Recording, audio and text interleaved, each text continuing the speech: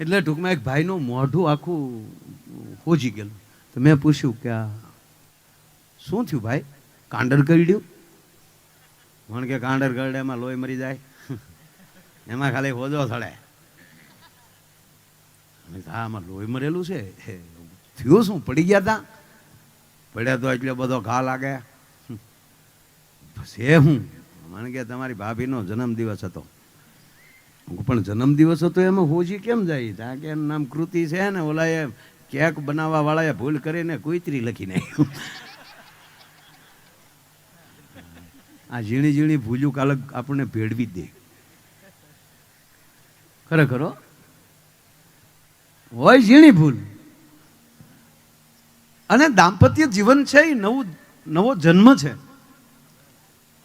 એકલા હાથે કોઈ દી તાળી પડતી જ નથી. કોઈ પણ પુરુષને લગ્ન થાય અને દાંપત્ય જીવનમાં જોડાય છે ત્યારે એનો નવો જન્મ થાય છે. આ તો બધા જોક્સ કહે છે એવા બાબુ.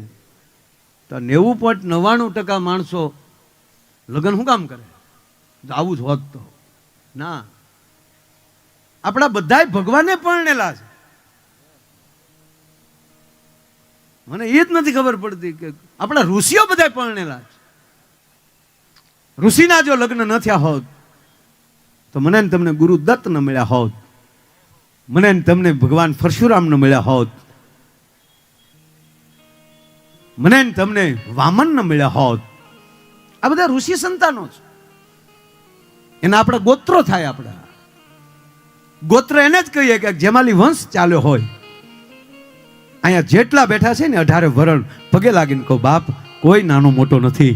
આખર પાયામાં તો ઋષિ બેઠો છે. આપણે બધા ઋષિના સંતાન છીએ. કોઈ નાનો મોટો નથી. 4 વરણ જે છે એ શ્લોક છે કે હે ઈશ્વર, મારું મુખ છે એ બ્રાહ્મણ જેવું બને, મારા મોઢામાંથી સારી વસ્તુ બોલાય. હે ઈશ્વર, મારી ભુજાઓ ક્ષત્રિયોની બને, મારું પેટ વૈશ્ય બને, મારા પગ સેવક બને. આખો શ્લોક છે.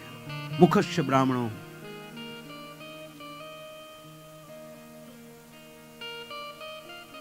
તો ખોટો કાંઈ ડખો હાલે એમ નથી. જો મને હમણાં સાહેબ પૂછ્યું એક જણાએ મને કે આ વરરાજાના લગ્ન આવે, આ લગ્નની વાત આવે એટલે આપણને સારું.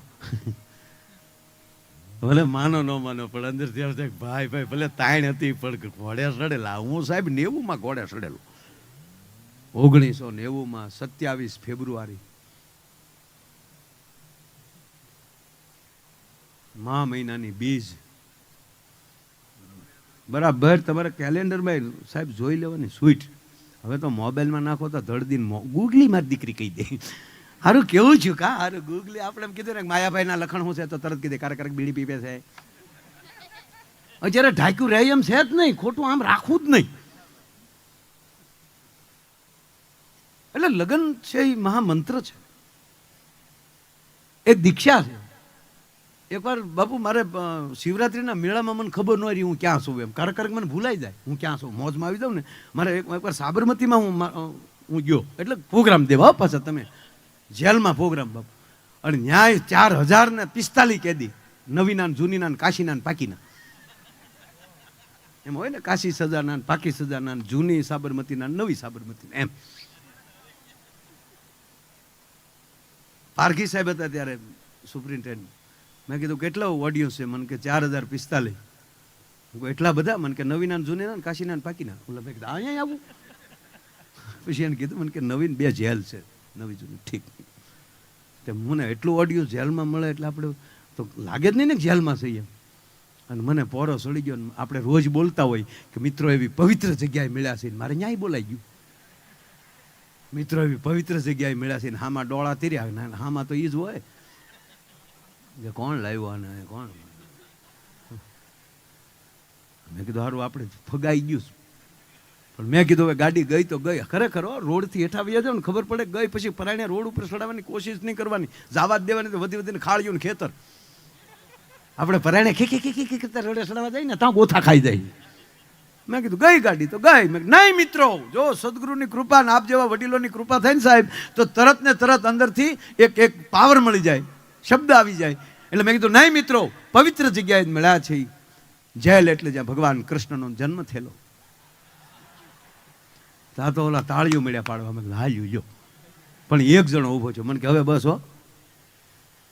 કા મને કે કૃષ્ણ ભગવાન જન્મતા વેતા પીડ્યા થાય 20 વર્ષથી જામીન નથી જડતા. અને હામામાં માંગુ ક્યાં સાહેબ છે, મેળ ન આવતો ક્યાંય. એટલે મારે સાહેબ ક્યાં આવ્યું ફરફરી. એટલે એક તો ટાઈટ ભાઈ ને આને ક્યાં લાવ્યા પાછા. બાપુ ખરેખર ઈ આવે ને તો હું બધું ભૂલી જાઉં. કારણ કે હું નાનો હતો ને તેથી મને ઓલી મધની માખી કરડેલી મોટી બૂમ કરતી આવીને કરડીને જે મને દુખ્યું હતું, હજી પણ કે બૂમ થાય તો મને આમ થઈ જાય માખી જ આવી, આમ કીટ ભંગ લાગુ પડી ગયો છું. વિડીયો વાળા ત્યાં પણ નવું નવું લાવે છે. અમારા લગ્ન વખતે તમે હતા ક્યાં? ત્યારે બાપુ ઓલા કેમેરા, આ કેમેરા જવડી તવડી કેસેટું VCR અવડું લાવવાનું જોવામાં, અને હાણીસીથી ચેનલો ફેરવીએ ત્યારે માઇન્ડ મેળ આવતો. ત્યારે રામાયણ સિરિયલ શરૂ થયેલી હતી. બે બેનો વાતો કરતી થયું. રવિવારે હાનના ભેગા થયા ને પછી એ કે બેન તે આ વખતે રામાયણનો હપ્તો જોયો?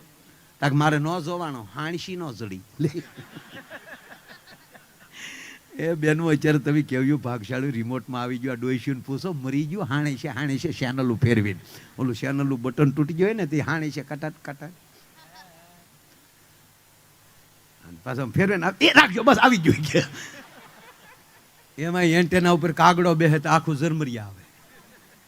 તો એક જણાને બહાર બેહાડો ને ભૂલથી એન્ટેના ઉપર કઈ પક્ષી નો બેહી જાય.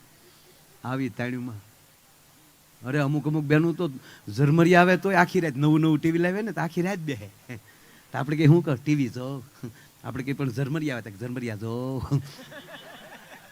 હવે ઝરમરિયા જોઈને રાજી રહેતા હોય એને ફિલ્મ જોવા લઈ જવા પડે.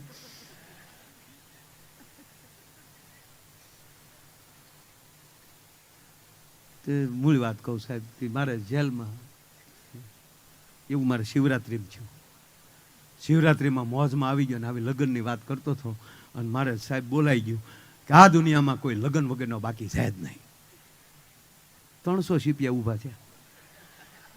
ક્યાં બાત કરતે હૈ, માયા કો નીચે ઉતારો. હાલે લે મેં કીધું મેં ઘોડું ઝાડ કર્યું, મને ક્યાં કોઈ ફરમાઈશ આપી હતી કે હું બોલું છું. પરમાત્માના ઘરમાંથી દુઃખ છે જ નહીં, દુઃખ આપણે ઊભું કરીએ છીએ. સુખ ગોતવા જાય છે, રસ્તે દુઃખ મળી જાય છે. વાવી છે બાજરો અને નિંદામણ ઉગે એની હાથે. એટલે મેં બાપુને કીધું હવે બોલાઈ જ ગયું છે. મેં કીધું બાપુ પ્લીઝ આપને પગે લાગુ, મને આંખો સાંભળી લ્યો, અને પછી જો તમને ભૂલ લાગે તો તમારો શીપિયો મારો વાહો. માહા નહીં મોઢા. મેં મોઢા ભાઈ મેં કીધું, પણ આંખો તો સાંભળો. પછી વાસુદેવ બાપુ વધારે બોલ્યો कि बाबा आपका भी लग्न हुआ है. ता तो पकड़ा है, क्या बोलता है बाबू, सुनो पहले. आपका भी लग्न हुआ, हमारा भी लग्न हुआ, 2 लग्न में फर्क था. जो टर्न मारो. आपका लगन हुआ तब स्वयंवर हुआ था सदगुरु के देश में. परने शब्द ने सुरता नार, सदगुरु का शब्द आपकी सुरता को लग गया, आपने दीक्षा लिया, हमने मांडवे में फेरा किया और नहीं जामा तो रिक्शा लिया.